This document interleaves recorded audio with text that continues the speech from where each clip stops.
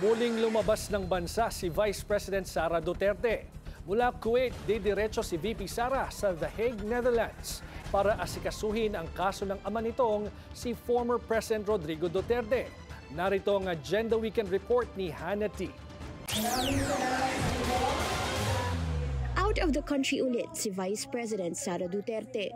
Kahapon, pumunta siya sa Kuwait para makipagpulong sa Filipino community doon at talakayin ang mga suliraning kinakaharap nila. Sa opisyal na pahayag ng Office of the Vice President, bahagi ito ng kanyang mandato na ipagtanggol at isulong ang kapakanan ng mga Pilipino, kasama na ang OFWs. Kasunod ng Kuwait visit, ipagpapatuloy din ni VP Sara ang pagsisikap para sa release ni dating Pangulong Rodrigo Duterte na anilay forcibly taken mula sa bansa. Noong March 11, inaresto si FPRRD dahil sa kasong Crimes Against Humanity sa nooy kampanya kontra droga.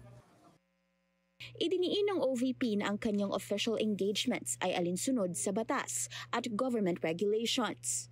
Walang public funds na ginagamit sa kanyang mga pagbabiyahe abroad.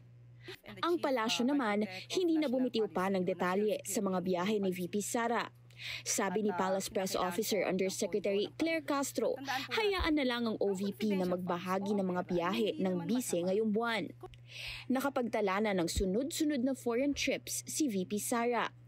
Nasa Netherlands siya nitong Mayo, Malaysia at Australia noong June at muli sa Netherlands at South Korea naman nitong Hulyo.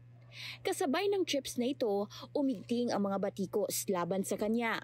Anila, habitual absence ito dahil madalas ang pag-alis ni Duterte sa bansa. Agad din itong sinagot ni VP Sara.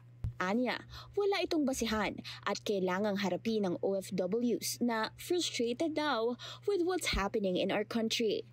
Para sa Agenda Weekend, Hannah T, Billionario News Channel.